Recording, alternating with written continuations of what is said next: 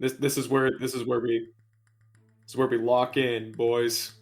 Hulk It's just where punched that dog in the crap's starting to hit the balls. fan. Is this allowed? Hey everybody, welcome back to House to Do with Spider-Man. I Talk think about if punching you dogs in the balls. exactly. Yeah.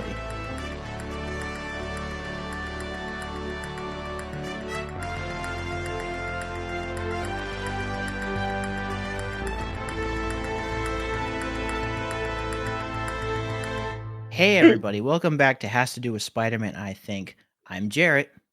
You're cutting the punching balls conversation? Yes. What the fuck is wrong with you, Jarrett? Hey everybody, welcome back to Has to Do with Spider-Man. I think. It's time for the time loop. I hope you're ready. No, God, please don't do it. We're never getting through the rest of this film. Ah. Can we talk about Hulk punching the dog in the balls? Can we talk about the rest of the script? Hold on, I gotta close my ruffled bag. It is I 9:51 gotta p.m. close my ruffled bag. Hey everybody, welcome back to Has to Do with Spider-Man. I think this is part 2 of our Phase 1 crossover film, The Lethal Protectors. My name is Jarrett. I'm Peyton. I'm Noah. We need to have those names in a list so that we know who goes in what order. Yeah. I always go last. I know, Peyton just doesn't know. Peyton doesn't know things. I get You're scared. dyslexic. Bro could barely read in part 1. Y'all didn't hear it because we edited it out, but Jesus Christ. I get scared. I get put on the spot. I don't do popcorning really well.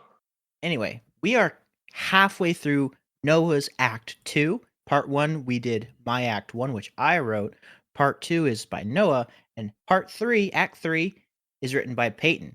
We split it up by act. It's going to be a very interesting conglomeration of styles, which you guys saw if you watched Part 1. Again, please go watch Part 1. If you didn't, you're going to be totally lost.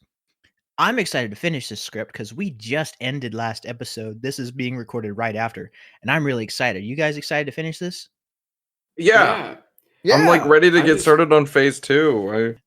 So, in recap, last time we met our intrepid heroes, Eddie had terminal cancer. That's bad.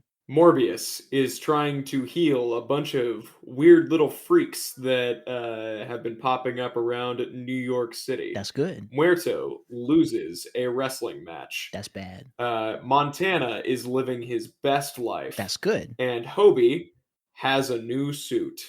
That's also good. And they're all teaming up because you gotta love it when a bunch of sad sacks come together to fight for the greater good. Oh yeah, and Martin Lee is in this, and he's been going around touching people. Say what? I think he has hands. That man has a touch. And he turns people into white and black negative versions of themselves, and they're starting to be a problem. So we return to Hobie having a lovely conversation with one Otto Octavius in Rikers Island. Scene 6. 8 armed and dangerous! I hate you. We return to Rikers Island. Hobie and Ock have been talking for some time. As intimidated as he is, Hobie clearly has a respect for Ock's mind. The two converse as equals, trying to put the pieces together of this new mystery. Negative energy. Explain it again. Hobie puts his hand to his chin. The people affected looked like they were turned into like a photo negative, black and white. It made them mindless creatures almost, like their only mission was to destroy and spread the infection. And this started out of the blue? No warning? Not that I can tell. Bonesaw, the wrestler, was in the ring with El Muerto. Muerto was about to win, and Bonesaw was thrown from the ring on top of Martin Lee. What was that? Oh my god. Dr. Morbius was convinced Lee was some kind of metahuman, but Lee shut him down. Still, it wasn't until Lee helped Bonesaw back onto his feet that the negative energy took over. Martin Lee? From the Feast Foundation? Ock turns and his arms begin rifling through stacks of newspapers. They go much further back than just the last few years. One arm grabs a paper from much lower down in the stack, dated 30 years ago. Have you ever heard of the Golden Mountain Massacre, Mr. Brown? Yeah. Just heard about it yesterday, actually. A bunch of traffickers were killed on a cargo ship. No survivors, right? Wrong, and a point for the preservation of physical media. According to this article, the only survivor of the massacre was a young boy named Ma Lei. He had been stolen away by the traffickers, yet by some extraordinary stroke of luck was saved by this mysterious destructive force. Hobie stops and freezes. What are you getting at? Ock smiles deviously, studying the article. I've never given Ma Lei, or Martin Lee as he'd eventually go by, much thought. I remembered this event and simply assumed that Lee was transforming his luck into a chance to help the disenfranchised with his charities. It may not have been luck that saved young Lee, after all. Hobie twitches unnaturally. I believe Martin Lee may be the source of this negative energy, and if he still has this much destructive potential, the man is a walking time bomb. This is useful. At the last word, Hobie is taken over by the very same energy and becomes negative Hobie. Roaring with rage, he engages his boosters and crashes through Ock's cage, grappling with the 8-armed scientist. Hobie is trying to put him down. That was supposed to be forgotten.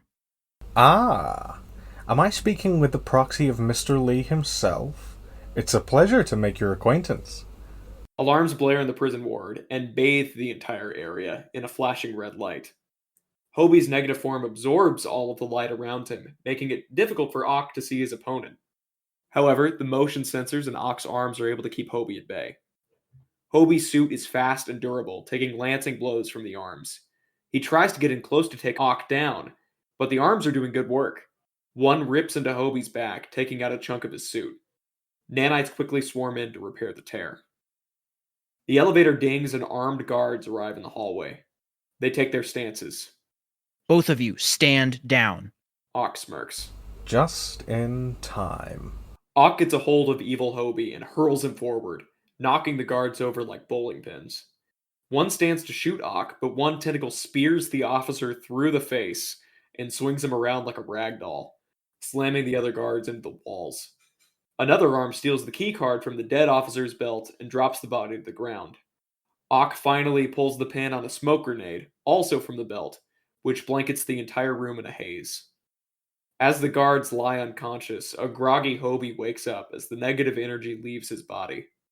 He is able to make out Ock's silhouette just as he steps into the elevator. I appreciate the assist, Mr. Brown. I hope you're cured of your ailments soon enough. Hobie roars with rage, chasing after Ock, but the elevator doors close too soon. Dr. Octopus has escaped into the city. Real quick. Oh, what was that, Jarrett? I just love it. He's so, casually cunning. I love it. I love it, I love it, I love it.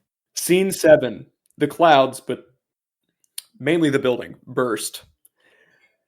Martin Lee has returned to Feast to celebrate the 5th anniversary finally, but he is not looking well. Now that the celebration is in full swing, with music playing and balloons floating through the hall, Martin is greeted by so many people thanking him for all the work he's done. Martin politely tries to shoo them away and directs them towards Mary and May, who are serving cake and punch in the middle of the room. The stress of the last few hours seems to have gotten to him, especially with all of these people around.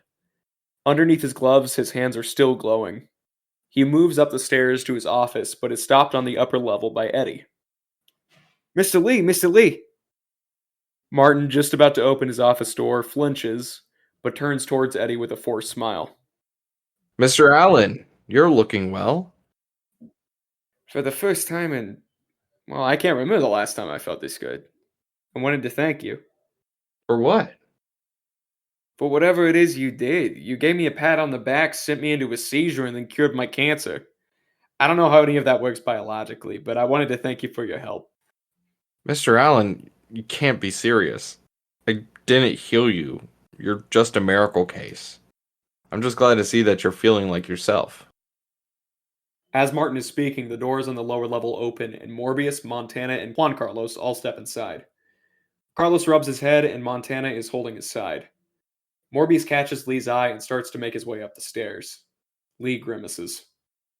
Mr. Allen, let's continue talking in my office. Lee ushers Eddie inside, and they are soon joined by the 3 others. Morbius storms into the office and slams his fist on Martin's desk. You know, it's a bold move to try and have a living vampire killed, Lee. What? I'm pretty sure I have no idea what you're talking about. You took us over, Lee. You used us like puppets. It was like being trapped in someone else's head. Martin, what are they talking about? Oh, they're just confused. You're a metahuman, Lee, and I desperately need your help. Please. Downstairs, May and Mary help out the feast visitors and wave, saying things like, I can't believe it's been 5 years. How are your kids doing? Oh my gosh, you look great. I'm so happy we were able to help here. Mary keeps looking around the hall. Have you seen Peter? He should be back by now. We're almost out of punch. He'll be here, don't worry. I'm sure he just got a little distracted. He can't stay focused on anything anymore, May. I wish he was able to just... I just want him to sit still. He'll be fine, Mary. I was just like him when I was that age. I couldn't bear to waste the time I had, so I was always looking for ways to challenge myself and keep moving forward. Yeah, and you became a super spy because of it. It was a unique career path, I'll admit. May looks up at Martin's office, where she can see Martin arguing with Morbius. Do you know who Mr. Lee is talking with? I don't. Is that Edward with him? Did he get a new wig? After watching the conversation get more heated, May sets her serving utensils on the table. I'm gonna go check on Mr. Lee. Do you have the table? Of course. Overhead, negative particles left behind earlier start to pulsate, causing the lights to flicker ominously. Inside Lee's office, a full argument is occurring. Your powers can be used for good, Lee, and yet you turn people into these walking time bombs to cover your tracks. You need to control your abilities, not repress them. I will not give in and become monsters like all of you. Lee, what are you talking about? Did you cause the problem at the wrestling match? Lee affects the people he touches. Some of them, like you, it seems, he heals. Others, he is able to turn them into weapons. Myself and Montana were the latter. Felt weird. Is that why Venom is... Okay, yes, I have abilities, but I refuse to use them if I can help it. I will not be controlled. And yet you are the only one who could provide the cure necessary for people in need. If you don't come willingly to help me, I have no problem with taking you in myself. No. Damn it, Lee! People are losing their humanity and dying. If you could turn Gargan human again and save Eddie Brock from a terminal illness, you can cure anything. It's your responsibility. Brock? Okay, yes, I'm star reporter Eddie Brock, not Edward Allen. Or like disgraced conspiracy theorist Eddie Brock. I broke the Cletus Cassidy case. In the office itself, the negative particles are being drawn into Lee. Montana notices the lights flicker and outlets begin to spark. Might want to let everyone breathe a bit, Mike. For a moment, it seems like the particles settle, hovering in the air. Morbius turns back to verbally attacking Martin. My whole life revolves around healing the sick. You can have all of your charities and causes, but if you're not willing to use your abilities to truly affect change, you are a coward, Lee. Blocks away, Spider-Man swings through the city. 4 grocery bags are around his arms, each filled with 2-liter bottles of fruit punch. He hears a scream below him and spies a mugging in an alley. Classic crook stuff. He drops from the sky, clocks the mugger, webs him to the nearest dumpster. Speaking to the pedestrian,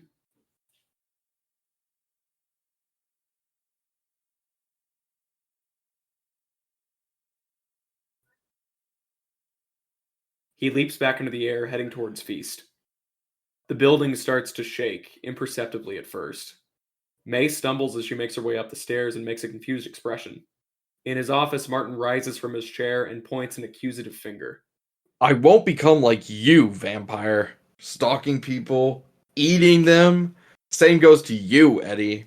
Yes, I know about your symbiote. I felt it when I touched your shoulder. And you, Montana, a crook with a disgusting amount of blood on your hands. And then you, El Muerto, relying on violence for your own fame. That's not I won't stoop to your level. I won't. Lee falls back into his seat, winded. Shuddering and convulsing in his seat, Lee cries out in pain. His body starts to change color as his skin turns pitch black, his hair a bright ivory, and his suit a stark white.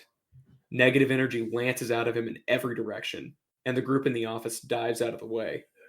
May opens the door to the office and gasps, seeing Mr. Negative fully revealed. Martin? Mr. Negative looks into his employee's eyes with regret. I'm sorry, May. The energy is too much to hold on to, and Lee's office explodes. Scene 8. There is chaos everywhere after the explosion. The front of Feast is blown off, and the people are thrown all over the place. Visitors to the celebration, once excited and hopeful, scream in pain and fear. Residual negative energy rises off of the destruction like smoke, before dissipating into the wind.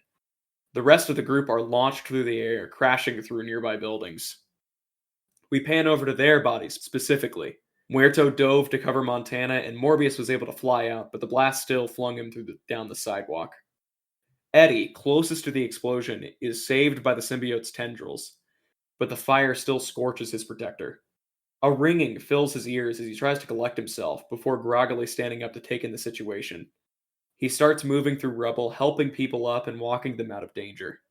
He turns, and a distance away, his throat catches. May had been thrown over the railing and landed next to Mary. Both women lie dead in the rubble. Oh my god. Eddie moves to check on the duo, but before he can get closer, Spider-Man lands next to them. The young hero lets the grocery bags drop to the ground, spilling punch. He stands in shock before dropping to his knees. Eddie starts putting pieces together.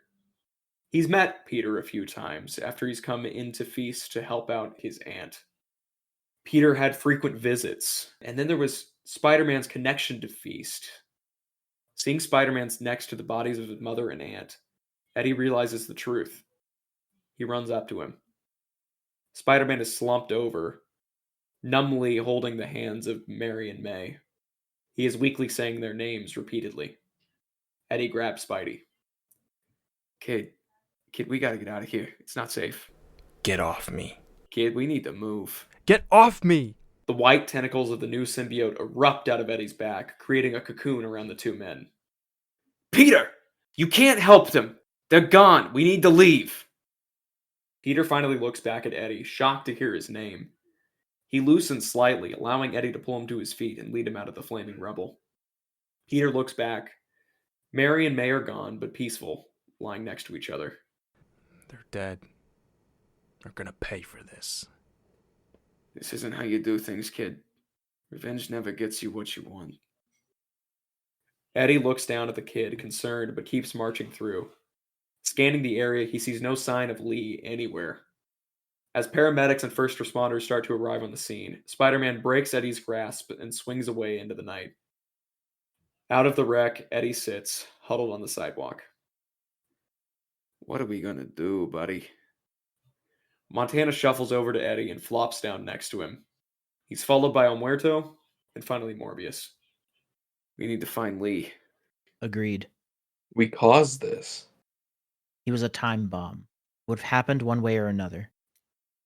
It's a pretty optimistic way to look at an explosion ripping through a homeless shelter. If I dwell on the tragedy, I'll never be able to move forward. It's the surgeon's curse. I hope I never become as cold as you, Doctor. I hope you never have to. We need a place to reconvene.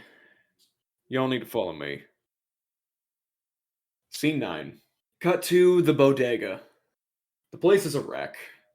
The front windows have been boarded up and police tape lines the outside. We did all of this? You weren't careful about trying to put me down. You sure this is a safe place to lay low, Montana? Oh, it'll be fine. JONAH loves me. Montana leads the group under the police tape and into the store, where the damage is even worse. Aisles are tipped over, food is all over the place, and the freezer doors have been smashed. Mrs. Chin, by herself, is diligently sweeping the floor. Howdy, Mrs. C. Mrs. Chen jumps, startled, and brandishes her broom like a weapon. Monty, you destroyed my store! Hey, now, it wasn't technically my fault. I was being controlled. The Shishugui is back! Mrs. Chen spies Morbius and, panicked, picks up a bag of garlic cloves and hurls them at the doctor. They bounce off of his shoulder harmlessly. Eddie makes his way to the front of the group. Mrs. Chen? Is that you? Immediately, Mrs. Chen's demeanor completely changes. She runs up to Eddie and gives him a hug. Oh, Eddie, it's so good to see you. I was worried I'd never hear back from you after those feds took you away. I was worried you were being tortured or worse, probed. Yeah, no probing. Mrs. Chen steps back and eyes Eddie up and down. You're looking hunky. Mrs. C, would you be so kind as to allow us the use of your back room? Lives are at stake and we need to plan our next move. For Eddie? Anything.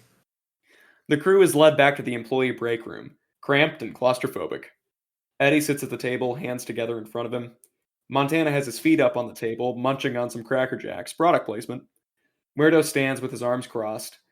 Morbius stalks the perimeter, pacing with concern. And finally, Hobie bursts into the break room, having been called to meet the rest of the group. What the hell happened? Lee's a metahuman and Blue faced up. He's the guy who's been turning people negative. What? And Mindy, what about... Mindy's fine. Little banged up maybe, but she survived. Eddie takes a deep breath. Meg and Mary didn't make it. Hobie takes a step back in shock.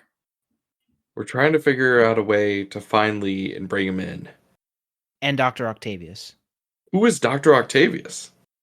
Mad scientist with 4 robot arms who likes stabbing people in the face with them, apparently. He may also be after Lee. What did you do? I turned negative and I let him escape his cell. None of the cameras saw me and all the guards were unconscious when it happened. So thankfully we don't have to worry about Rikers coming after me. Still, we're seriously in trouble, guys. There's a charged moment of quiet as each member of the group considers their situation. Well, it's our mess. We fix it. Oh, we've done enough. I need to make sure my patients are safe. And we're gonna help you. Listen, Doc, I've worked with Martin for a while now. He's odd and a bit grumpy, but I know he cares deeply about the people around him. We need to find him before more people get hurt. Eddie's right. Mr. Lee has given us both a lot. We owe it to him to make sure he's safe. How are we gonna do that when the man's able to blow up a street block if his blood pressure gets too high? We'll figure it out. Very reassuring, mi amigo. Eddie stands up almost frantically. Listen, guys. I've been on death's door for months now, and before that I've been stabbed, strangled, and nearly eaten by a giant alien with a wood chipper for a mouth. What? For whatever reason, I'm still here. Who the hell knows why I've got all this extra time, but I want to use it for something good. And if that means I gotta chase the odds to save a man from himself, then that's what I've got to do. I don't know how I got mixed up with you bunch of weirdos, but you're the weirdos I've got, and we're gonna make this work. It's right. I don't know why the people I love have died and I haven't. Certainly deserve it, crap I've done. But I'm here. I want to make it count. For both sets of my boys. I'll try. For my father and for my city. For Aaron. There's a pause as the group looks at Morbius. Fine. For the patients I haven't been able to save, and the ones who still have a chance. This is where the stirring music would get to the stirringest point. Montana in his seat starts tearing up. Carlos pats him on the shoulder. You good, cowboy? I've got boys again. So, boys, what do we call ourselves? What? A good team needs a good name. Shouldn't we focus on the task at hand? I had a buddy. He's gone now, but he used to call himself the Lethal Protector. Eddie looks around expectantly. No voice speaks to him. His face falls slightly. I like it. Sounds rough and edgy. Fine, fine. Lethal protectors. God, that sounds terrible to say out loud. Now we can't waste any more time. We need to find Lee before he puts anyone else in danger. We also need to remember that he's infected all of us through physical touch, save for me. We need to act fast or else we could all turn on each other. Then let's get this moving. I don't want to be turned into his puppet again. Y'all start planning. I need to get something real fast. It's something from where? Just keep chatting. Oh, I love it when a team comes together. Can't you just feel the love? Before anyone can protest, Montana sprints out of the break room, and Morbius takes charge. Here's the plan. Scene 10. I love it. I love it so much. This is oh yeah. Montana make me cry. It's all coming together. Yeah. I got boys again, he said. He said he got boys again. Scene 10. Octo plotting. Cut to a rooftop. A man stumbles out of the entrance to the roof, shambling to the edge. He has a bottle in his hand and has clearly been drinking for some time now. He stands over the edge, unzips his pants, and starts pissing from the roof. The man chuckles to himself, taking another swig from the bottle. Behind him, one mechanical claw slinks out from under the shade of a water tower. It is joined by a second.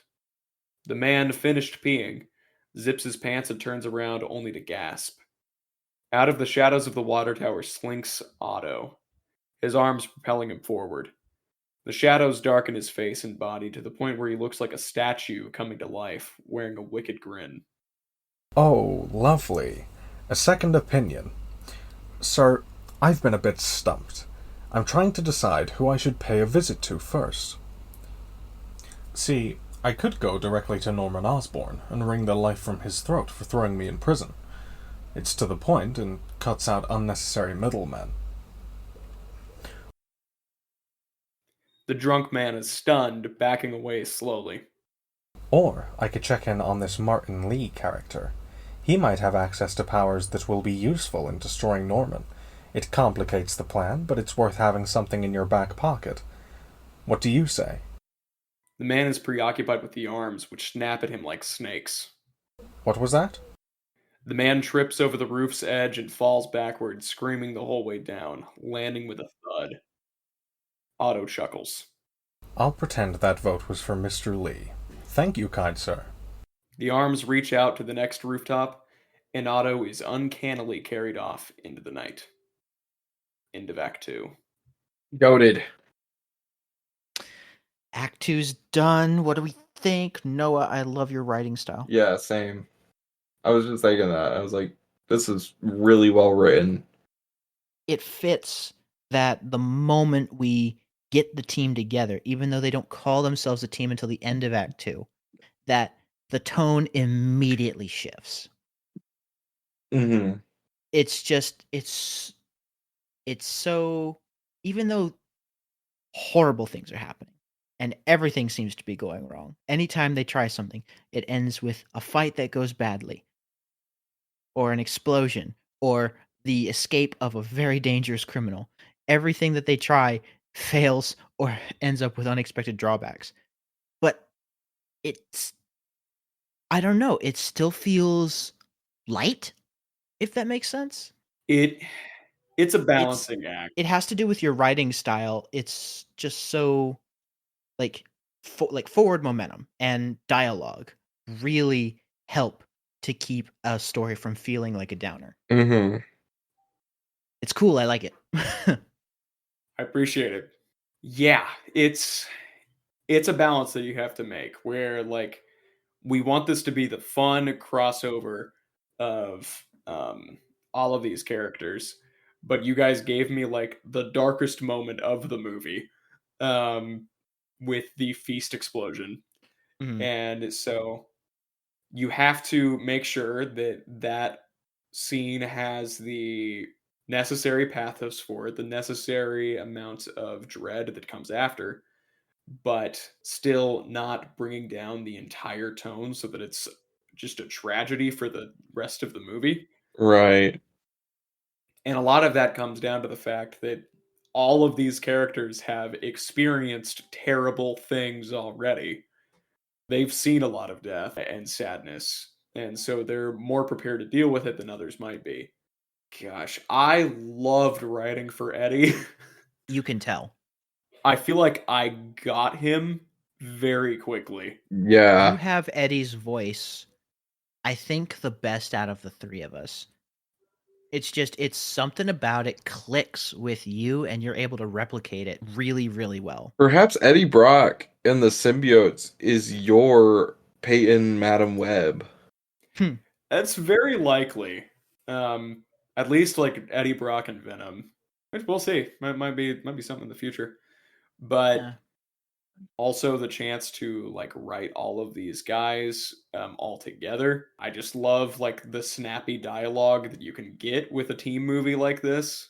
Mm-hmm. Y'all know that back when we first started writing together and doing our projects and things like that, I loved writing the culminating stories, and they were a favorite part for me because I was able to just have this dialogue that goes back and forth really quick, and it felt like returning to the old days in that sense. Yeah. A lot of writing this, I was reminded of previous projects we've worked on and the sort of culmination of so much work and stuff going into this. And I mean, the nice thing about what we've done with this phase is that we've still left a lot of threads loosened, especially in the story. But I'm really excited to hop into Act 3 and take it all the way to the end. Bring us home, baby. Act 3. We catch up with Lee, his skin frequently phasing between that photonegative look and his standard human self. He's trying to hide, eventually crouching by a dumpster. That composure of the business-minded, stern man has now faded and cracked into a sobbing, whimpering mess.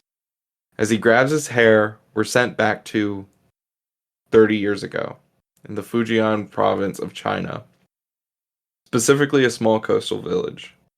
The village contains several homes and circular complexes, reminiscent of the Tulu clusters found in the mountainous areas of Fujian.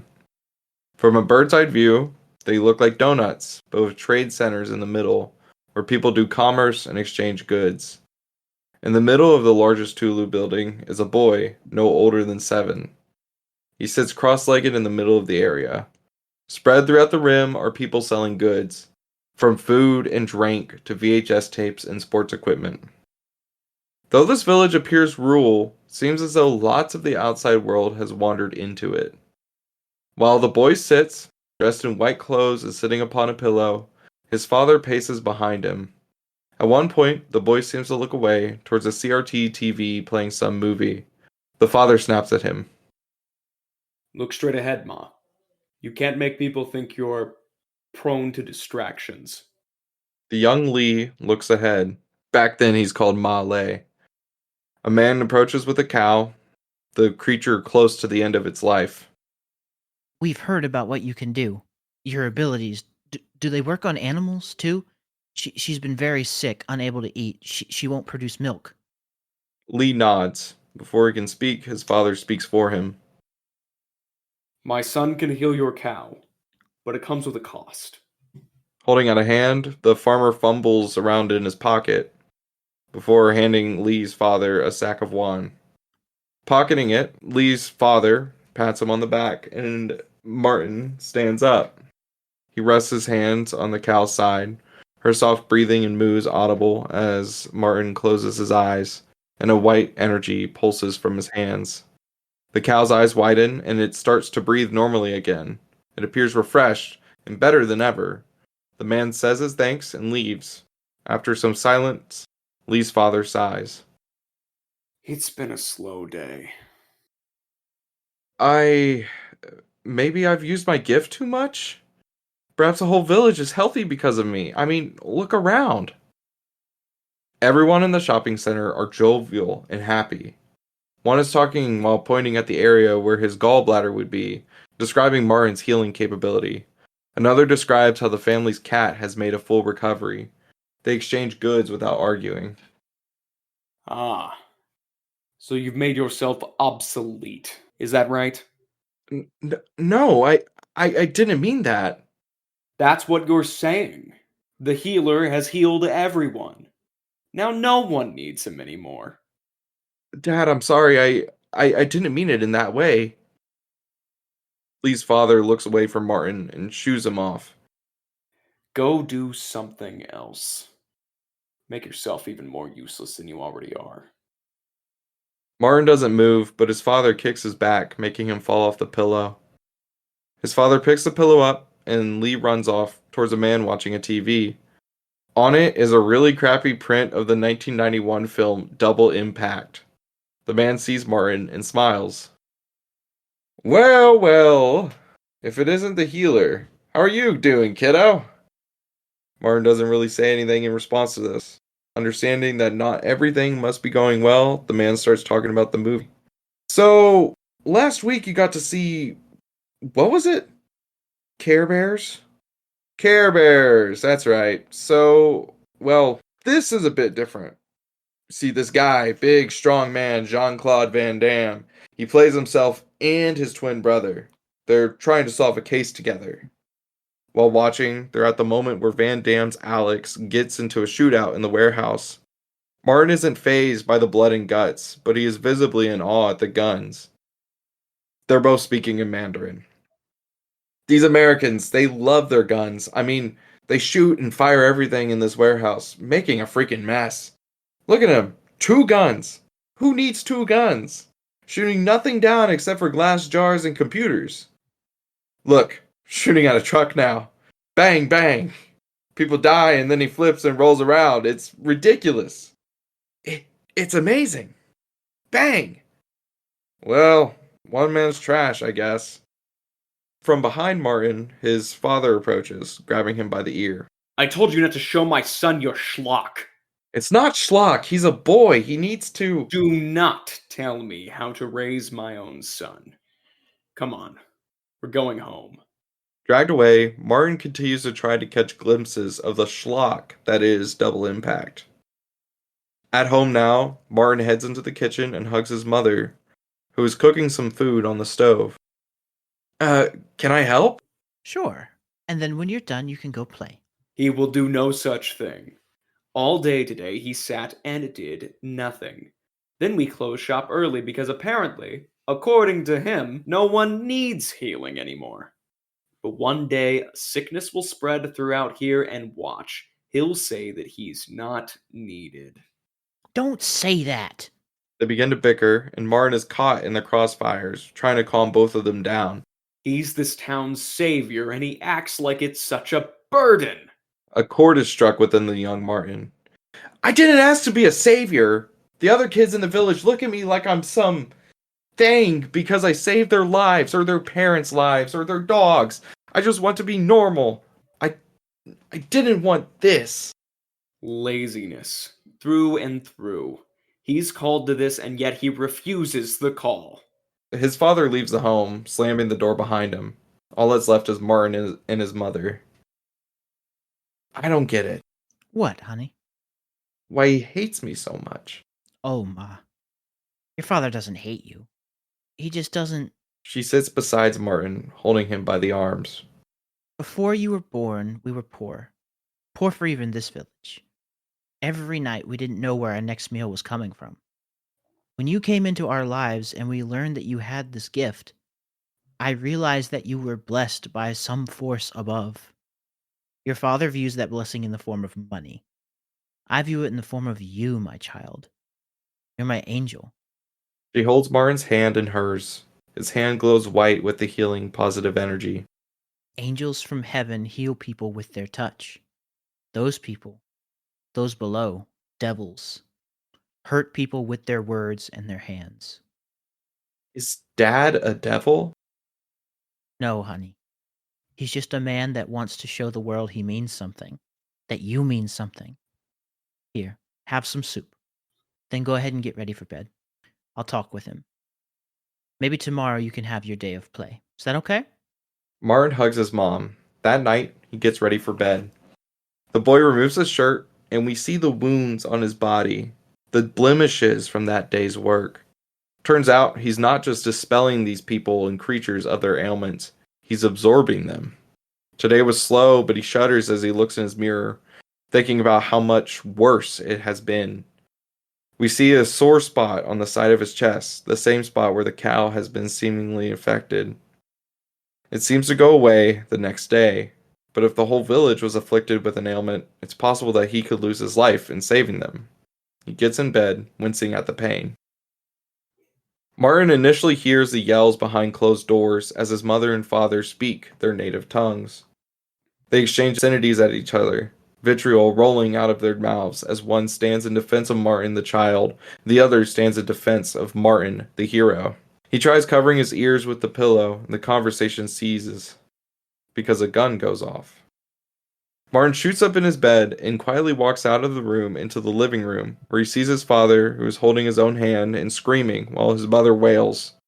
A gunman stands holding the smoking gun. The man looks up at Martin. That's the boy. Stepping in through the entrance of Martin's house is a man who has to crouch through the door frame and into the house. He stands tall, yet he is really, really lanky. His entire body glows with a purplish aura, and he looks like a shadow with white pupils. In a garbled voice and in Mandarin, the man speaks. They yanked my yin, the boy with the rumored positive abilities. You won't have my son. Lee's father tries to attack this negative man, but the man waves his hand towards Lee's father, making his head just simply implode upon itself. Good lord. His mother continues to scream, in English. What do you want to do with him? I'll take him with me. You get his mother. We'll go towards the Americas. We're still on contract to traffic some people. If we lose them along the way, it's not that big of a deal. This negative man turns to Lee and kneels in front of him. It's time to go. No. Who are you? I'm a friend. You don't know it yet, but you and me are closer than you'll ever believe. He goes to pick up Martin, who starts to scream and yell. Martin is carried outside by this negative man towards the boat. Inscribed on the side of the boat is its name, the Golden Mountain. The negative man continues to monologue. I have sensed you for a long, long time. For years, I've pushed my bosses for a trip here. They didn't see the point. But your abilities get around. A fellow mutated being, the next in line to rule humanity. You're a demon, a devil. I haven't heard that one before. It's probably best for you to shut up. Martin yells and digs his hands on the back of this negative man, and his palms glow white. Simultaneously, the negative man's hands glow black, searing into Martin's shirtless spine as well. Both of them now have their marks, resembling the yin-yang symbol. The negative man slams him to the ground, and Martin looks out at his village, which is burning. The last thing he sees is his mother being dragged by the other man. Weeks later, Martin and his mother are in some cargo container, chained together. Out of everyone, Lee looks the most frail, as he continues to take away their hunger pains. Martin's mom, however, refuses his help. She calls him an angel for being willing to help the other villagers, however. He's skinny. Unlike the other wounds and injuries he's had incurred, the negative man's hands are still seared on him. The negative man enters their container. He moves through the shadows, cloaked and without light. His tall frame forces him to bend within the small cell. They are afraid of him. It is only when the brief glimpse of light comes through from his entrance that we see yet another victim of his negative energy in the cell, his body eaten by maggots and flies, his head simply caved in. For a moment, he stands still, staring at each person. He points at Martin's mother, but he looks at Martin. After I'm done with her, I want you to try healing your mother, boy. Martin's mother protests as the negative man begins to beat upon her. None of the other people in the cell look. No one tries to fight back. We focus on Martin, hearing the beating take place. He wants to cover his eyes, but the chains won't let him. Eventually, he stands up and grabs the man. On Martin's side is the markings from the negative man, which glow a dark purple. Martin's own hands glow a white, and the man begins to yell. From the outside, 2 guards watch as the container pops. The metal rounds itself out, and it moves just a bit, and there is no noise afterwards. One of the men opens the container. The light fully shines through, and inside is a mess. Strewn across the walls of the container are the shadows of what were once trafficking victims, including Martin's mother. Puddles of blood mark where they sat. Knelt against the furthest side of the wall is a naked, pale man, dead and drained of power. Standing in the middle, in all of the carnage, is the boy. Free from his chains, the boy's skin has turned a complete black, his pants solid white. The palm prints jammed into his side from the negative band are now solid white as well. His hair glows with an aura of sunlight, and his face is blackened like the darkest side of the moon. The two men stare at the boy, and one of them turns away. He removes his own headphones. The song playing is Painted Black by the Rolling Stones, and then the song begins to color the rest of the scene. Oh. Oh, God. Holy fuck. I think I'm gonna vomit. One turned away from the crime scene feels a tug on his sweater. He looks down to see the boy, smiling. Bang! In that instant, the man turns completely negative, save for his clothes. He removes the gun from his holster, holding it up to the other crewman, and shoots, killing him. The man then holds the pistol to his temple and shoots himself, returning to his normal color. Immediately, Martin begins his escape. The sole survivor of these traffic victims, he begins sneaking up on these traffickers, wrapping them in hugs and making them kill themselves. At one point, someone riddles him with bullets. Collapsing to the ground, the boy looks finished, but he rises as the bullets simply seep out from his body. Martin looks out onto the ocean, seeing the harbor of San Francisco. He journeys up to the bridge, finding the captain steering the ship. Unaware of the bloodshed that had been occurring, the captain turns to him, visibly freaked out over a negative child wandering into his space. Before he can get a word in, the boy taps him. The captain turns completely negative. Martin thinks for a moment as the captain waits for his command. They could turn the boat around now. They can make their way back to the Fujian province and his small village. But his mother and father are dead. The village only cared about his healing capabilities. No one really cared about Ma Lei. The boy seeks the words, as he doesn't really know any English yet, and eventually finds them in "Park the boat on the land."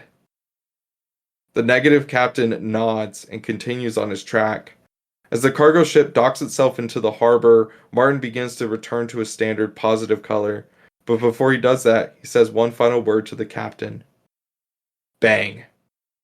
The captain removes his pistol from his holster, lifts the safety, cocks the gun, and pulls the trigger, killing himself instantly. Lee bends down in the blood and covers his fingers in it. He writes in kanji, "The devil lived here." Martin massages his temples. It's present day again, and he's trying to gain control in an alleyway. He looks at himself in the mirror of some car door and sees himself, not a negative version, just Martin. Nonetheless, he begins to rant. "I told you that we were done. I told myself that we would never do this again. I had my fun on that ship. There couldn't be anything worth bringing yourself out for." Instead of rambling to himself in the mirror, having another voice talking back to him, he pauses for a moment and comes to recognize himself and his features. "I was chosen to have those powers, to take away the abilities of others. Is that what you're coming back to me for? To show me the way? My purpose?" No response. Is he praying or working through these feelings? I hated myself. I hate myself. Because of what I was given. For years I've tried using what I never had to make this world a better place, but there are so many people like me now. From behind him, a shadow looms. Do I know it? Otto enters, his limbs carrying him, making him land with a thud in the alleyway. One of the arms crushes a trash can. Lee backs up against the mirror he had been looking into.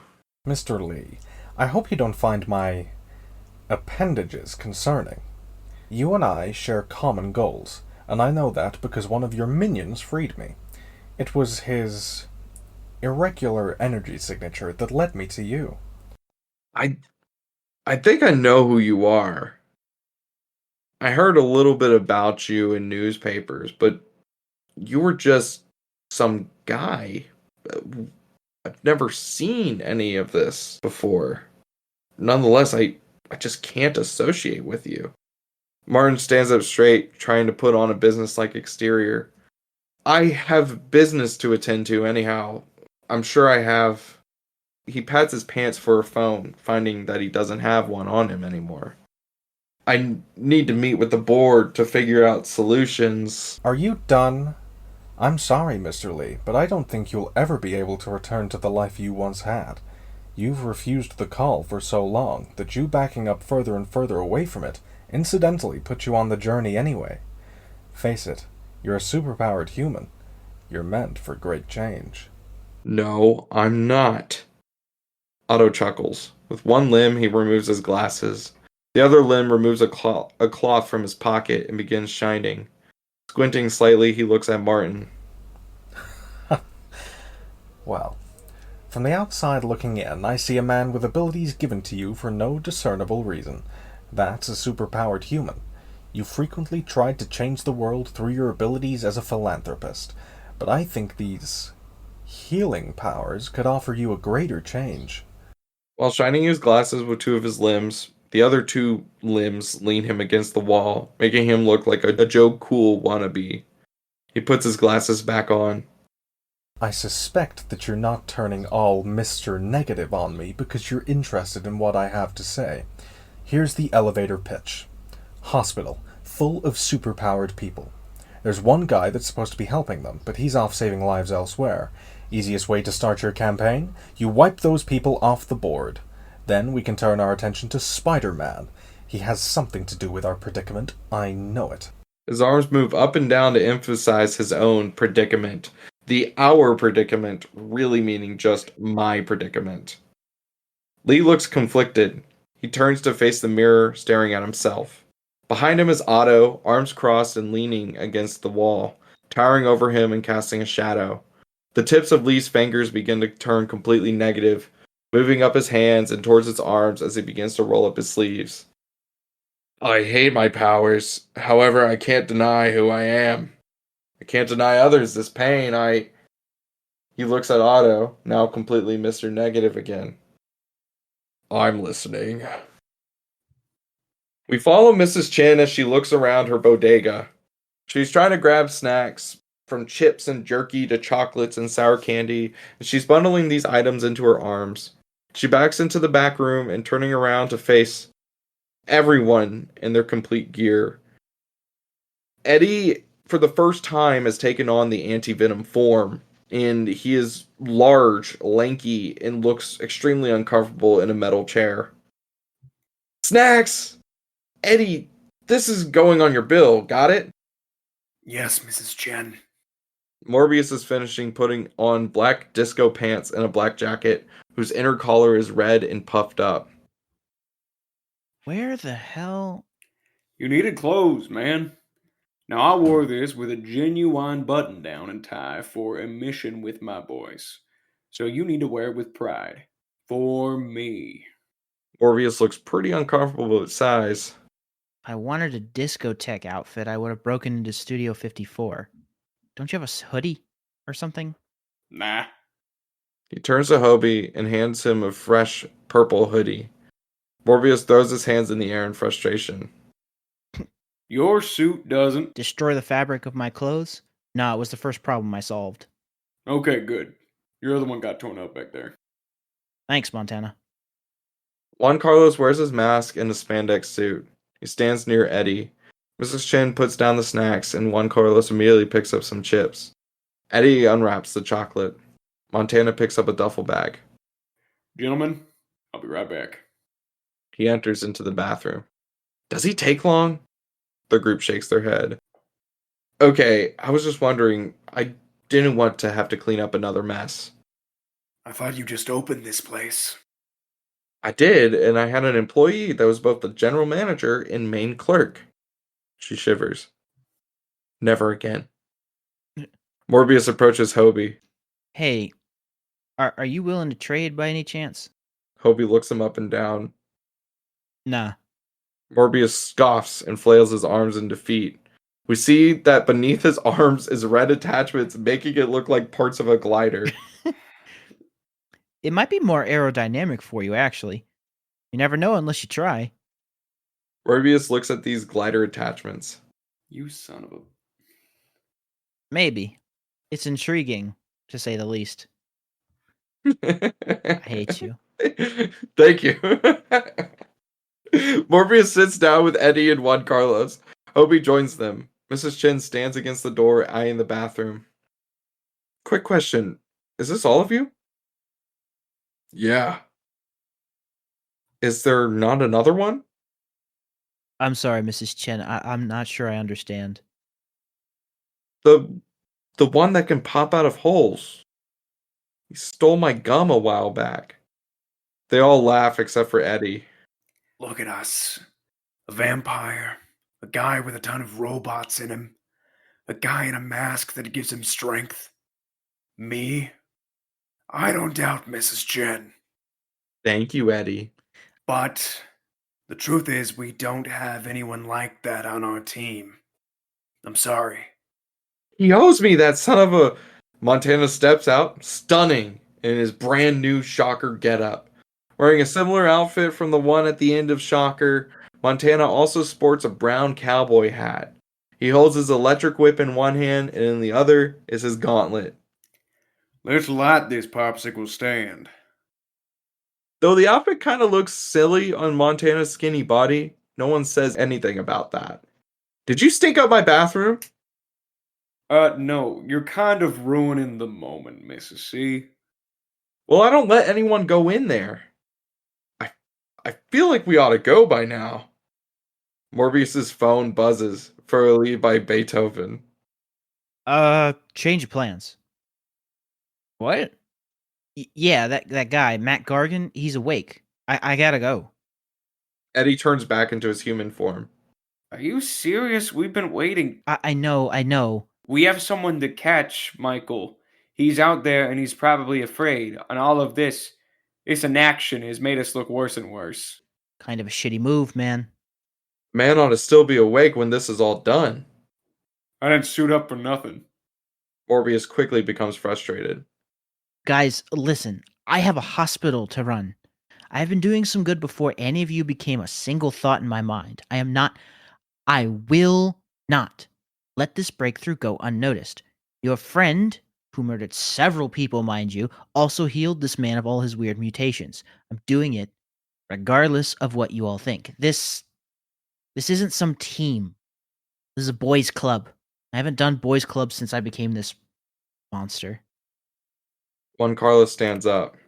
You might not think we're a team, but I believe that we are. I don't like that we're changing plans, but I think I'll speak for us as a group. Say that we're coming with you, whether you like it or not. Everyone else kind of shuffles in silence. I really think we... Morbius just leaves, a blue haze floating behind him. Okay. Maybe we gotta go. Montana, you're swinging with me. Hobie, can you carry Juan Carlos? I will not be cut to Anti-Venom holding Montana, jumping from building to building. Montana is ecstatic. Meanwhile, Juan Carlos has his arms crossed while Hobie carries him. Nice. Morbius, faster than everyone else, lands at his makeshift hospital. Compared to the last time we saw it, the hospital is a bit more state-of-the-art. There are more people helping. Inside, we can see that everyone here has some form of a condition.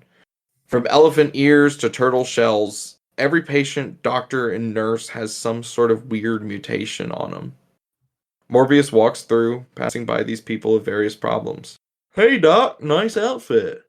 Morbius looks down, remembering his gaudy new clothes. Thanks. Can't talk. He slides a curtain to see Matt Bergen, lying on a refurbished bed. Next to him is Joshua Waldmeyer, played by Vin Diesel. He's looking pretty human, save for a few splotches of brick. He just fell back asleep. He was talking in Spanish about... I have no time for this, Josh. He flicks Mac's cheek, making him sit up and his heart rate to spike. In Spanish, Mac says, What is this place? Are you going to turn me into one of those things? Joshua translates. No, it's not. This is a safe place for people for people that were like you.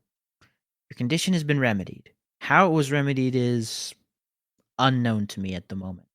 However, I'm hoping your DNA could help others like you. Maybe one day it could help me too. Morbius points to his ears, and in that moment, the ears flick and he hears a scream. I have been that thing for so long.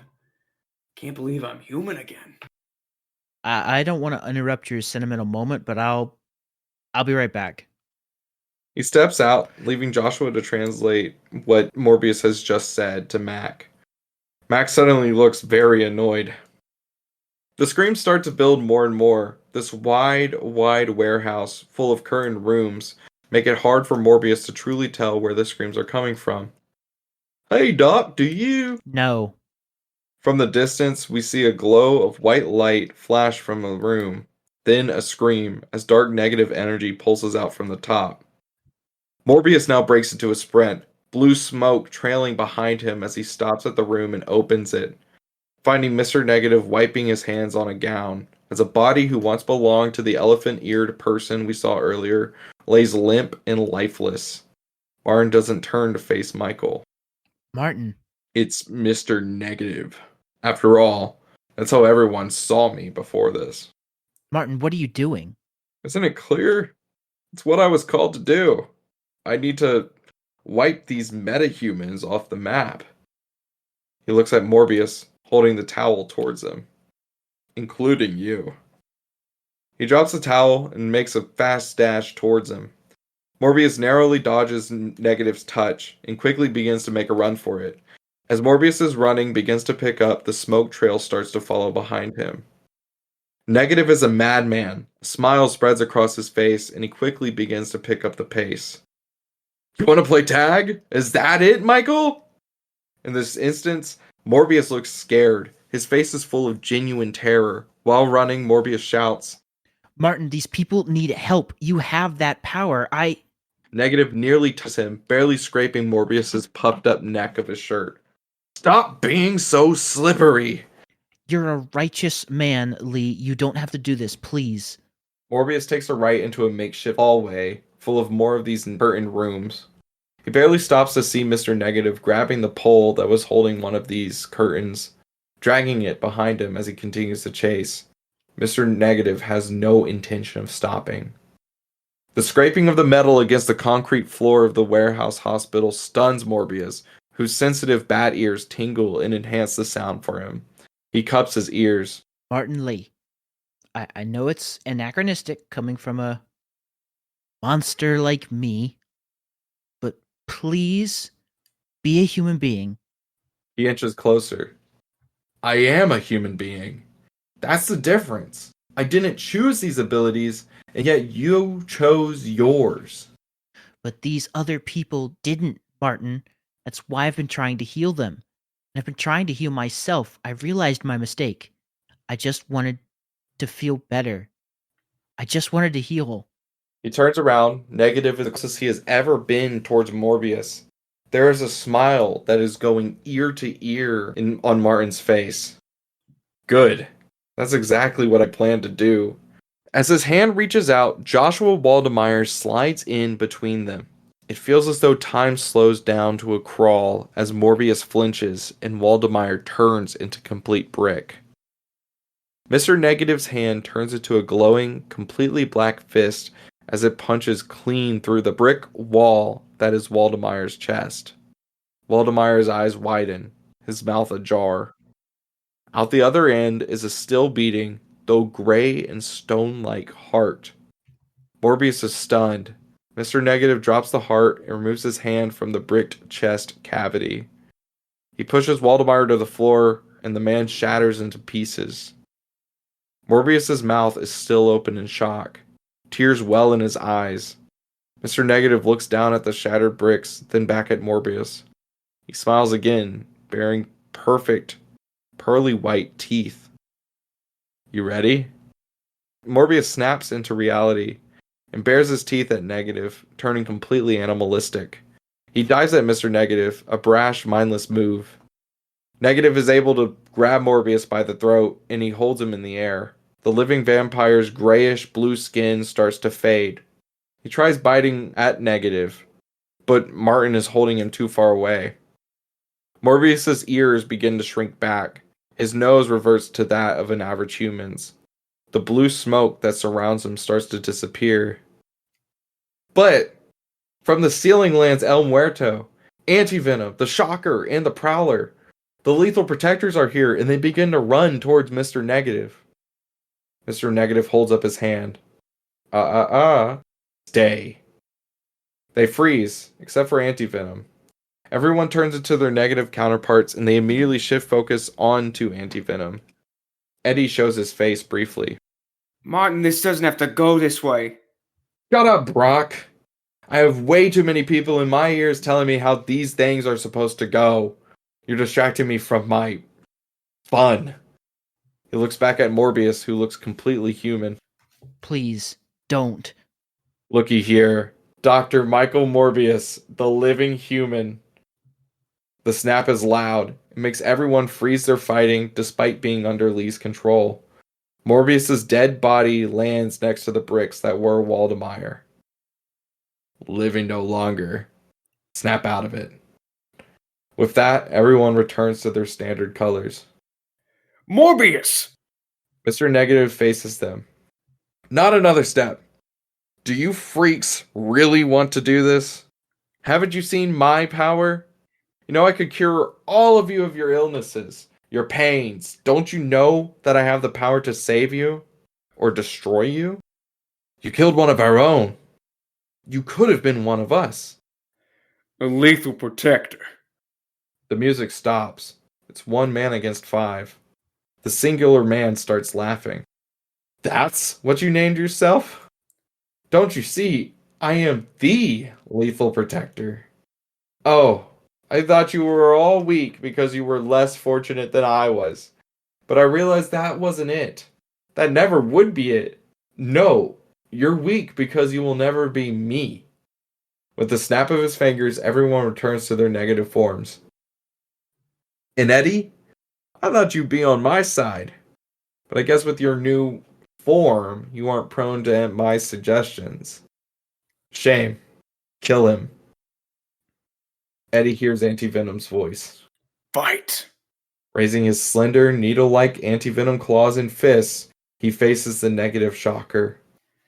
Yeah, buddy, I don't think I have any other choice. Antivenom begins facing off against his colleagues. Martin watches. Montana wraps Eddie in his lightning whip, swinging the monstrous Antivenom at El Muerto, who slams him down onto the ground with a thud. With each punch, more and more of Muerto's standard form starts to show.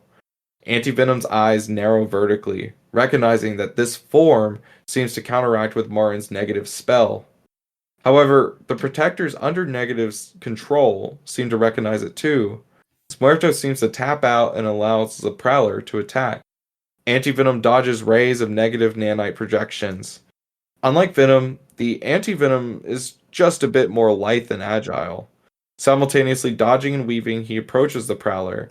Montana's whip wraps around one of his arms, but he outstretches his other, grabbing Hobie in a chokehold and dragging him towards him.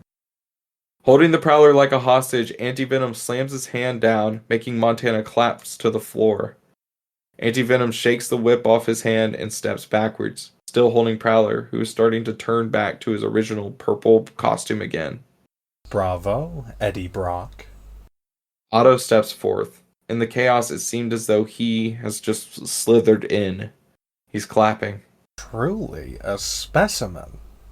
Hobie returns to his standard self as the negative energy has fully been drained from him.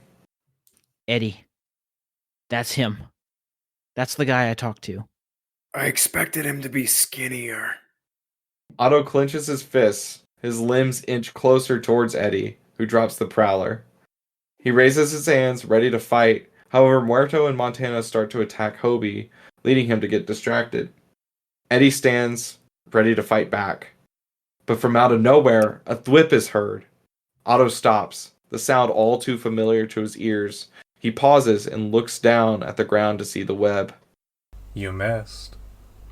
Several webs start to attach themselves to Otto's back and limbs. From the ceiling lands Spider-Man. He seems to be walking towards Otto, not saying a single thing. It takes a bit of a tug and pull, but Otto turns to face him. What is it, Spider-Man? I've thought about this for so long, finally taking you down. However, Spider-Man walks past him.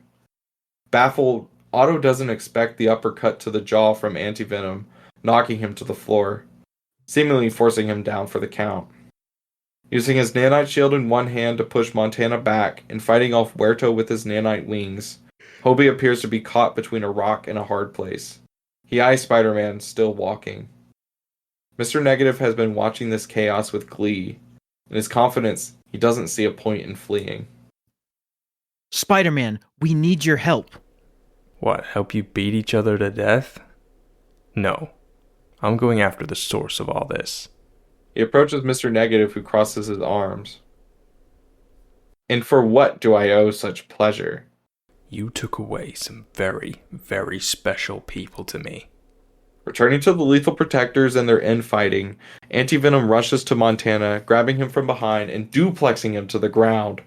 Montana and Prowler continue to fight, while Anti-Venom wrestles with Montana, eventually rolling atop him. His long, needle-like fingers scratch into Muerto's back. However, Muerto returns to his original self. Anti-Venom flips him over. Muerto, beneath his mask, looks shocked. Get off of me, now! Anti-Venom steps off of him. Muerto starts to get up. You were out of your mind, man. I didn't have a choice. Hey, a little help, please? Hobie is wrapped in Montana's whip. Montana's garbled negative voice comes through. Well, now it looks like it's a good old-fashioned 3 against 1. Do you even hear yourself? I can easily make it a 2 against 1, Hobie. Montana holds his fist towards Hobie's head. The shocker glove begins to power up. All it takes is a little bit of pressure, and the ringing in your ears will kill you dead. What are we going to do? That's Hobie Brown, Juan Carlos. There's one thing I've learned about the guy. He can find a way out of anything. Struggling, Hobie thinks for a moment. We see beneath the mask as Hobie closes his eyes and braces for the sound to disrupt his nervous system and his nanites. Then, his eyes open. He has an idea. Spider-Man is fighting Martin now. He keeps trying to web him, but the Mr. Negative form practically destroys the fluid. Eventually, he starts throwing inexperienced, bad punches. Mr. Negative dodges them with ease. In between the throws, Mr. Negative speaks. You know, a long time ago, I remember reading a collection of papers. I was trying to understand my abilities. I swore to myself that I wouldn't use them again, but I knew I just couldn't help myself. He swipes down on the ground, launching a wave of negative energy towards Spider-Man, who dodges it with a flip. There were these writings about a spider based in the Amazon rainforest. And Ezekiel Sims, I believe, wrote about it. Stupid thing, this bug. Could have healing properties similar to what I could do. Spider-Man roars, lobbing a punch and closing the distance to Mr. Negative. Mr. Negative takes it and kicks Spider-Man back. I'm not done talking, boy. Where are your manners? They left when you killed my mom and aunt. Ah. His eyebrows narrow. Parker. Rookie mistake. Now I'm going to kill your father and uncle, too. Spider-Man yells again, trying to hit Martin with a flurry of punches. Martin takes the hits. As I was saying, the rumor is this spider was taken from an indigenous tribe. The tribe covered itself in ridiculous red vines and could hop from tree to tree like some jumping bug. What was it, Parker? When I first heard about you, I figured you were a part of that tribe. But now, I wonder if it was that spider, or those spiders' little babies. This leads Spider-Man to pause. What the hell are you talking about? He's breathing heavily. Martin's fist glows. Unexpectedly, Mr. Negative punches Peter through the wall and out of the hospital. He kind of claps his fist together, like clearing off the dust. Now that that's over, he looks at the situation occurring between Muerto, Hobie, Montana, and Anti-Venom. From his back, and between Montana's arms, Hobie's wings pop out. Whoa now. Flapping extremely fast, he dive bombs towards Anti-Venom, who braces as the Prowler manages to do a flip, lobbing Montana at Anti-Venom. Anti-Venom barely has time to look at Muerto and say, See? before he wraps Montana in a cocoon. For a moment, there's nothing. It's completely black. Then we see Montana straighten his hat. From the nothing, we see Eddie's face sticking out in just a little brief glimpse of light. Montana sings, Just the two of us. to which Eddie grimaces and kicks him out. Montana lays down completely back to normal. I never want to do that again. Agreed. Montana stands up. They all look to see the hospital completely destroyed essentially. In the flattened carnage of tents and dead animal-like bodies stands Mr. Negative. He smiles. Bravo, lethal protectors. Now it's time for the final round. Okay, so what's the plan, fellas? Muerto shrugs. Hate to do this to you. I know you're a busy guy. Can we have like a minute? Mr. Negative looks at his wrist. There's not a watch. Well, I'm not going anywhere. Montana turns to the rest. Can't believe that worked. They huddle. Mr. Negative stands, patiently waiting. In hushed voices, they speak. My mask is magical. If I can, well, put it on him, perhaps he'll see something, just as I've seen something before. That's a decent idea, I guess, but we need him incapacitated. Okay, so I'll use my gauntlets and whip to hold him down. And maybe while he's held down, I don't know, I'll use some nanites to keep him held down for a bit longer. Are you all almost done? Game plan ready? Montana turns to him. Not yet. 30 seconds. The minute's up. You don't even have a watch. I think I understand what we have to do. Let's do it. They separate out. I'll never forget these last couple days, gentlemen. That little session you four just had was the most I could do. I hope you're all ready to die. When this is over and the dust settles and they hail me as the hero that took down you metahumans, I'll be sure to mention all four of you as the ones that inspired me the most. Martin, one last chance, buddy. I don't want to do this. Already in motion, Edward. They go into attack. Muerto removes his mask, revealing Juan Carlos's beautiful Bad Bunny-like face. What the frick? He holds it like a matador holding the red muleta, yet he dashes towards Mr. Negative like the bull. Hobie grabs Montana by the arm and launches him towards Mr. Negative, Montana hollering as, with both fists, he sends a shockwave that blows a crater in the ground. Briefly stunned, Negative sends several chunks of negative rocks out in a wave, blowing Montana backwards. In this moment of being caught off guard, Juan Carlos puts the Mascara de los Muertos onto Mr. Negative, and Negative freezes. Unexpectedly, Muerto freezes as well. Negative tries grabbing the mask, but his hands are almost tied. He kneels to the floor. Hobie waves his hand in front of Juan Carlos, but Juan Carlos doesn't move. We got a short time frame for this. Come on. The fighting seemingly stalled. Montana wraps Negative, who's turned back into his positive Martin League appearance, and his electric whip. From a distance, he hovers his hand above a button that would turn it electric. Hobie kneels in front of Martin. He picks up a sharpened piece of tile and cuts his hand, allowing the yellow nanites to flow from it, along with blood. We see an open wound in Martin, right on his side, seemingly from the fight with Spider-Man. He drifts the blood/nanites into the open wound. His mask comes off, showing Hobie's face as he closes his eyes. What are you doing? Coding. Shutting down his abilities from the inside.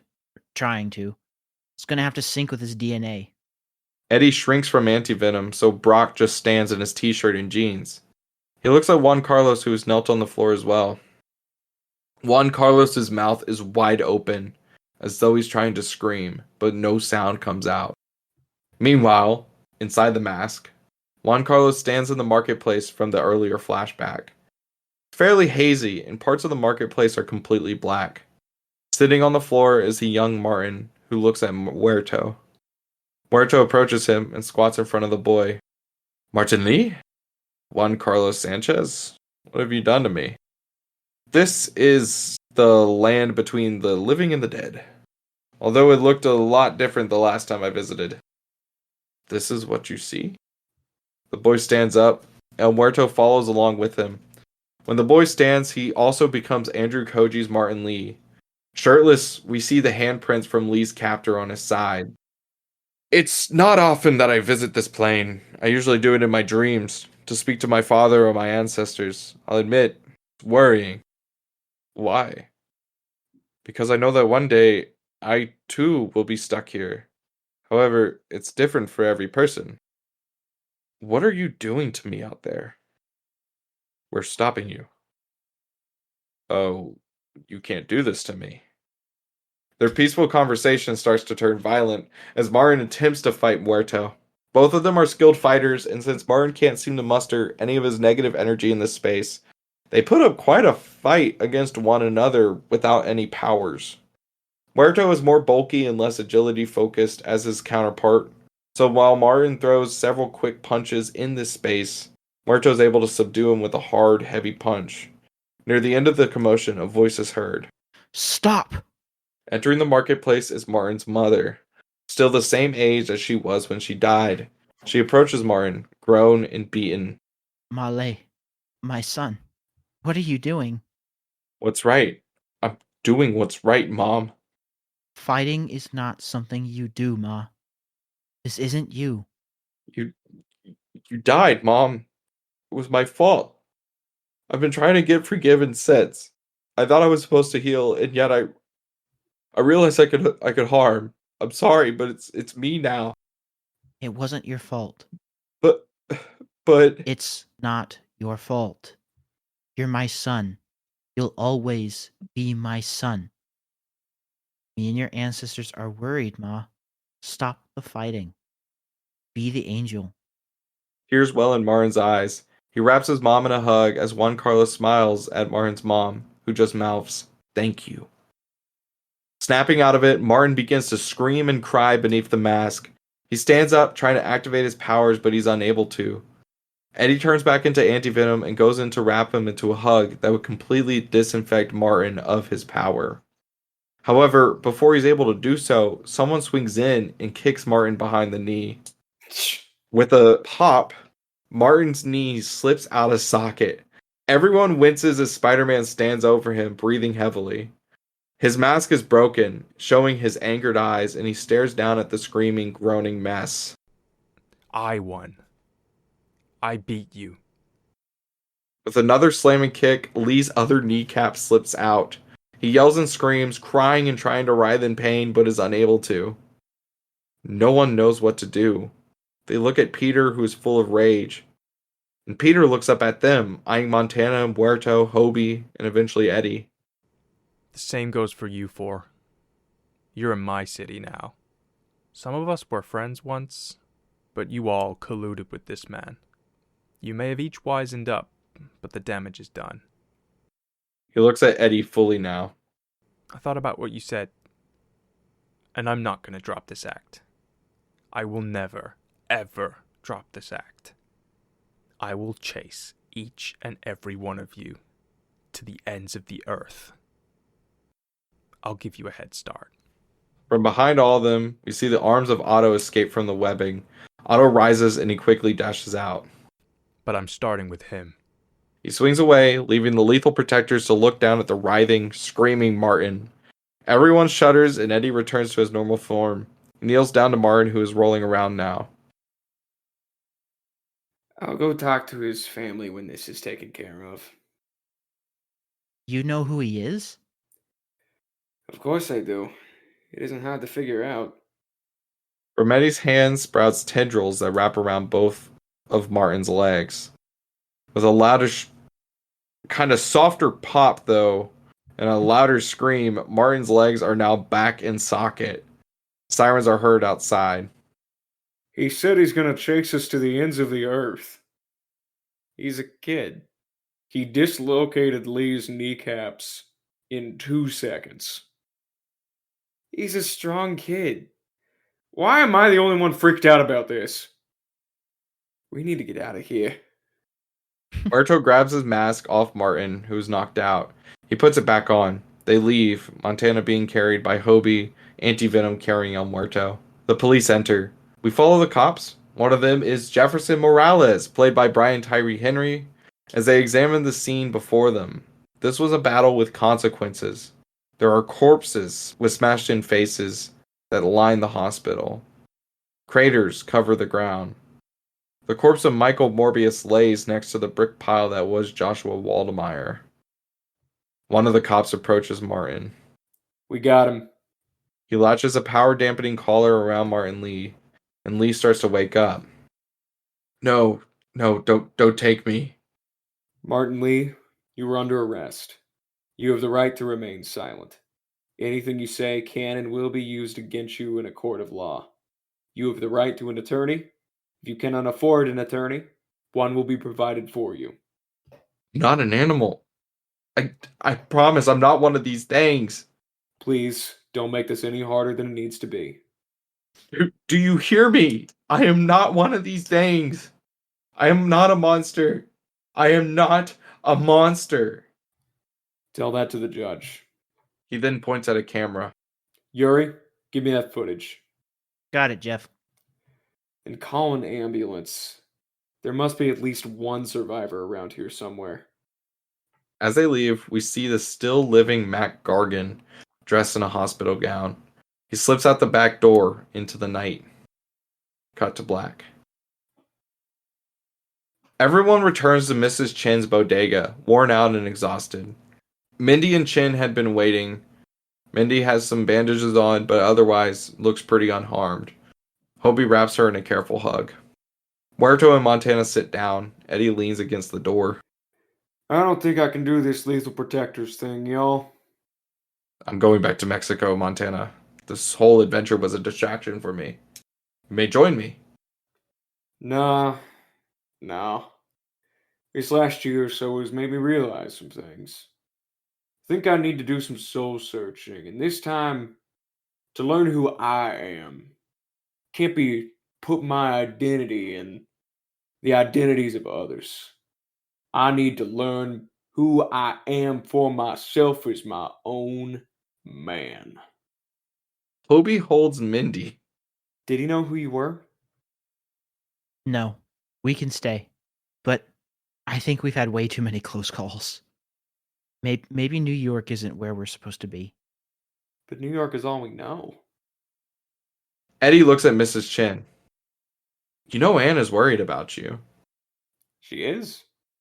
Everyone is worried about you, Eddie. I'm worried about Venom, too. He looked different. He looked sick. Yeah. We see inside Eddie's body. We follow along his veins and towards his heart, where we see the whitish blob attached to it, keeping it pumping and fighting off cancerous cells. It's muffled, but we can hear him. I don't think that's Venom anymore, Mrs. Chen. Out of Eddie's body, Eddie looks at Mrs. Chin, still baffled. Say, Mrs. Chen, when are you flying back to San Francisco? I realize I forgot some things there. Unfinished business. You know how it is. Well, 3 weeks from now, Eddie. 3 weeks. 3 weeks. Okay, got it. Can I fly home with you? Of course. Eddie smiles. Alright, great. If you'll buy me a ticket, I'll absolutely make it up to you. One day. Mrs. Chin punches Eddie in the shoulder. The camera begins to leave the bodega, slowly moving up as we see the limbs of Otto Octavius carry himself across rooftops, with Spider-Man swinging closely behind. But then, Spidey stops and swings in the opposite direction. End of the movie. Okay. Oh boy, oh boy, oh boy. Do we want to talk about this before we move to the credit scenes? It's up to you, man. I'm down. What do we think? Let's cover it. We finished it. It's Holy done. frick, we finished it. Well, we got like 2 scenes left, but we finished it. It's done, man. Act 3's done. So That's remind me, when did wild we to start say. writing this? I want to say it was right after Vulture went up, Yeah, we which would started have been outlining which was what, February? January 21st. So like end of January, top of February. It's been almost 4 months. Frick. I was hoping it was going to be 6 months. 6 months? 6 months? Does he know? Anyway, Okay. this is Well, Lee gets a lot of backstory all at once at the beginning of Act 3. It's certainly a departure from his origin in the comics, where I think like a trafficker killed this kid with like the healing abilities and like took his name so that he could be like moved to the States or something like that. I don't know the Yeah. full history of his original backstory. He himself was the sex trafficker, or like just general trafficker. well, that's a darn shame. Yeah, Yeah. kind of hard to make a trafficker into an anti-hero Yeah, or like or a even somewhat redeemable. yeah. So And that is the point of this character, is we're meant to see like some level of like not necessarily like empathize with his cause, but empathize with him as a person, and I think we've done that successfully. I think so too. Peyton, I think you've done that successfully Oh. because none of that backstory was there in Act 1 or 2. It's insane to think about the amount of planning that went into this. Yeah.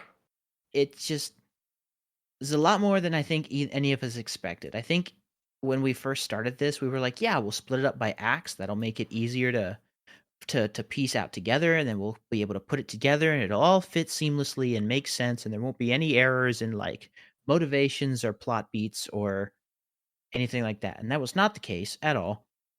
Mm-hmm. Things needed fixed in post as we brought them all together, but I'm really happy with how this turned out. Same. I am too. Yeah. I one big thing that stuck out to me is that I think we've done a very good job of allowing each character to have their moment in this whole thing, Mm. which isn't always done in big team movies as well as it could be, but I think it really works here. Genuinely, one of my favorite parts of this whole story is the use of Muerto's mask to bring down Mr. Negative. Just Yeah. stroke of genius there. Thank you. He comes in clutch at the end in a big way. Until Spider-Man completely fucks up Martin's shit. He won't be a problem later at all. This had something to do with Spider-Man. It And definitely then- did. This had a lot of things to do with Spider-Man. Yeah. And we actually cast Spider-Man finally. Yeah. I have a fun tidbit, and I was thinking about this. So, like, when I was designing, or not designing, but conceptualizing this idea of like the hospital chase. That was the part that I had like a lot of fun writing, was the hospital chase. I kind of imagined it like Pac-Man. And there's these sort of moments where like Days of makeshift beds Yeah. and yeah, right? And patient offices. I had a ton of fun writing that, and I liked Martin getting kind of caught up almost in the sort of smoke trail that, like the blue smoke trail that Morbius was leaving, which I think is going to lead to this being the working title as Blue Harvest on account Die. of him like kind of Die. eating the smoke the whole Die. time he's chasing after Martin, or the whole time he's chasing after Morbius. But Just tangential ass point just to make it Blue Harvest. I was actually inspired by Pac-Man. That part is true. But Peyton, did like, you know that Blue Harvest was also the working title for Star Wars? I did not. That's a pretty nice detail you added there. I think that's a nice Easter egg. Thank you. I hate everything. Another thing that I really had a lot of fun with is just killing people. I really liked that we got to kill people in this one. we got to kill a lot of people. You have a very strange tone of voice here that I'm not sure I'm a fan of. Do we want to Okay. get into the mid credits and post? Yes, or- but not before I say that I think Montana quietly singing "Just the Two of Us" is probably the funniest bit in the whole script. It caught me completely off guard. He just the two of us. Get off. and he's caught. Like, the way I imagined it too is that if you're like watching the movie, it's just like in like a big screen, and you have to look on the very left, and you can barely make out the details of Montana, and on the right, you can just make out like the face of Eddie as it turns into like just a grimace of like, oh my god, this guy is singing just the two of us. While I got wrapped in this cocoon. Gosh, I freaking love Montana. I just gotta say Montana's the that. best, dude. I'm so proud of that character. You really made him your own. He's my favorite to write. When we were writing, like when I was writing Act 3, I was like, God, Montana's so fun to do. Let's get into the post-credit scenes. Yes. Mid-credit scene. We fade in on Fisk Tower. Camera slowly gets closer and closer to the building before phasing through the tinted upper windows completely. Beyond it are two individuals, walking and talking, discussing the recent events of the movie. As we get closer, we see that it's Wilson Fisk, accompanied by Miles Warren. Fisk eventually stops walking. Enough chit-chat. I want to see what you've been working on for me. Miles quickly ruffles through drawers excitedly before pulling out a large helmet from a bottom cabinet. He glances from side to side before grabbing a passing janitor and placing the helmet down on his head quickly, placing him below a large electrical node. Before the janitor can protest, Warren flips a switch, causing the node to shoot bolts of electricity through the man, who screams and struggles to get the helmet off before being enveloped in light and suddenly disappearing. He gestures with his cane. Where the fuck did he go? That's just it. He is incorporeal. I was able to harness the electromagnetic spectrum and make it absorb his physical form. He's become a being of pure energy. Fisk doesn't react. He starts to look around the room. Okay. And where is he? Miles glances from side to side before shrugging. I actually haven't the foggiest idea. Fisk massages his temples in frustration. Dr. Warren, when I brought you on, I was intending for you to make things I could actually use, not just put on science experiments. I need something real, Doctor. Warren sighs, frustrated, before going into his jacket pocket. Fine. I was hoping to save this for once I had something actually substantial to show you. But since you're so impatient to see progress... Pulls a dark red vial from his coat pocket. What's that? See, now that's what I'm talking about. No flair for the dramatic. That's your problem, Wilson. No pizzazz. Fisk leans in, not amused. What is it? It's DNA, specifically blood. What you see here is blood collected from the battle with Mr. Negative. Spider-Man's blood. Fisk pauses a moment, then leans back and laughs a hearty laugh, turning away to leave. He yells behind his back as he walks. Now that's something we can use. Keep me in the loop on all major updates. The music swells as Warren smiles at his vial, thinking of all the things he could possibly make with this new, wonderful toy. Cut to credits. After that, She Blinded Me with Science starts playing.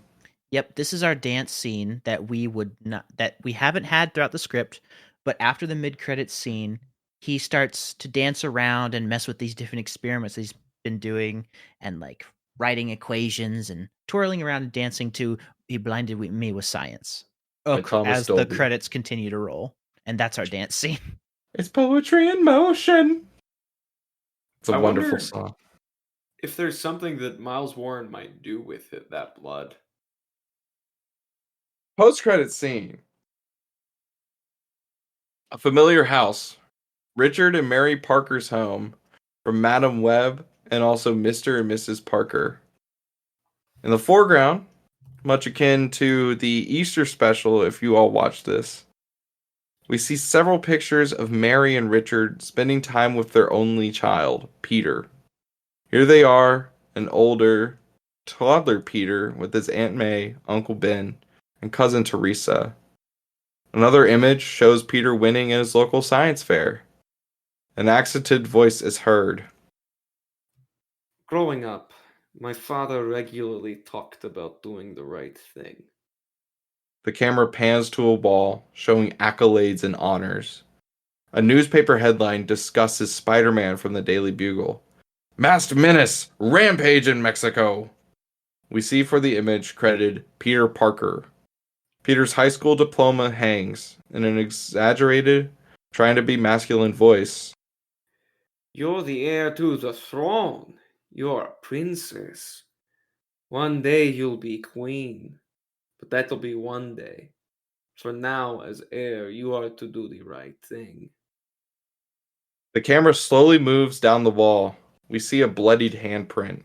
We follow the bloodied handprint onto the rug, covered in more blood. The trail leads to a pair of legs sitting on a chair. More of the red liquid drips to the ground. When he died, when you and your squad came back to massacre him and the rest of my bloodline, I realized that doing the right thing meant anything. We don't see his face yet, but we focus on Sylvia Sablanov, played by Samara Weaving, better known as Silver Sable. Her face is completely emotionless. She stares at the person in the chair. Behind her is someone wandering the house looking for cameras and microphones. It could mean moving on, making a name for myself with my own company or country. It could mean living a quiet life. But I realized that the better opportunity was for payback. You know something about payback, don't you? We look at the face of Jake T. Austins. Richard Parker. Through bloodied, broken teeth, Parker looks at her. It was just international espionage. It was my whole family, you piece of... Enough with this prattling. Get your revenge, and then we need to find my brother. Sylvia looks back to see Sergei Kravenov, played by Aaron Taylor Johnson. His hands are tucked in his furry coat's pockets. With time, Sergei. Even leaders of paramilitary groups have their own personal vendettas. You may be your own man, but I agreed to help you. I just have places to be. Where's the rest of your crew? They'll be here soon. With that spy filth May dead. I just hated to think that this piece of shit would die of natural causes. This won't solve anything. This won't bring... Bang! Richard's head falls back. The bullet lodged deep in his brain, killing him instantly. We see Craven and Sylvia leave. Another one off the list? Come on, Hunter. We linger on the dead body of Richard, tied up in a chair. The whole thing just looks clearly like a homicide. There's no music. The blood drips. There's a knock on the door. We hear a voice groan as two thuds hit the concrete steps outside. It's Adam Scott's voice, reprising his role as Ben Parker from Madam Web, Mrs. and Mr. Mr. and Mrs. Parker, and most recently, Ben Parker Follows a White Rabbit. Hey, bro. I'm sorry I'm late. I know Peter's not home yet. He told me that he didn't want to hang. He had some things on his mind. Silence. Listen, with what happened, I thought I could get us some beer and pizza. We're brothers, man. We gotta stick together. Blood is thicker than water and all that. The blood continues to drip against the floor. I'm sure my face is the last thing you'd want to see right now. But maybe we could spend some time talking, I don't know, funeral preparations and whatnot. It's all just so very awful. I know that. Listen, I'm gonna let myself in. You're probably showering or something. Probably didn't hear me anyway. Ben opens the door. We see the aged, gray-haired Ben we're all familiar with. Though, it's still that face of Adam Scott. In his hand is the pizza and the beers. and he stares at the corpse of his brother. He drops the beer and pizza, and he falls down with it. The movie cuts to full black now. The only sound is the sobs of Uncle Ben. The full end of the movie. Damn. Dang. Guys, this pitch kind of got fucked up. How Little you gonna bit, do yeah. that to us, Peyton? You wrote this one. Guys, this pitch kind of got effed up. This got kind of bad. That's Guys, kind rough. of Peyton kind of messed up this pitch. I kind of killed the vibe. Okay. Guys, Wow. can we go back to Montana singing? Just the one of Two us. of us. We can Alone make in it the if we try. apartment. Just the two of us. Just the two. You and I. So, status quo update. Peter has lost his mother, his father, and his aunt. The only person left alive in the close Parker family is his Uncle Ben. And Who cousin. is, and his Uncle Ben and his cousin. And his Uncle Ben is arguably just as distraught and aimless as he is right now. That sucks. All the power, Feel none of the bad. responsibility, remember? We This should probably do Ben's something not- about that in our writing. They Guys, should does put that in a this- movie. Does this make y'all think about that What do y'all think? that moment with Madam Web in the Ben Parker thing differently? I tend to not think about Madam Web very much. I think about Madam Web all the time. I know you do, but realistically, that stupid line that was just meant to be bait for the quote, actually means something now in this universe.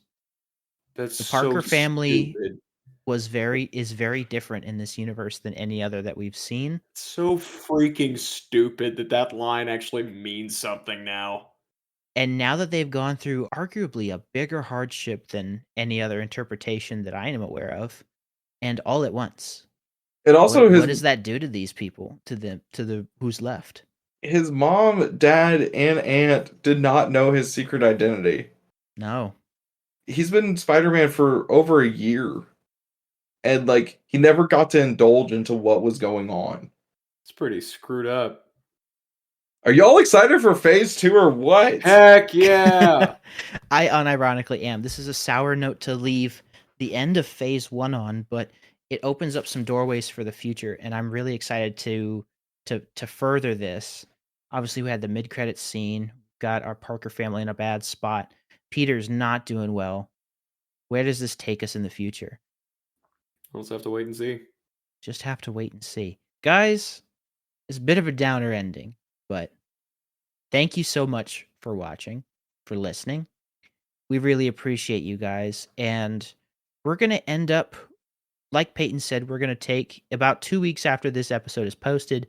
We're going to do an episode, I think, probably just thinking back on phase 1, its foundations, how it went, what we learned, what we'd like to do better going forward, and then close that episode off with our full slate for phase 2. We're going to take a bit of a break after that episode, come back later in the summer, I believe, and we will move right along from there. Thank you so much for tuning in. Thank you so much for listening. Just wait until phase 2. Just wait until phase 2. Bye, everybody. Yeah. Bye, y'all.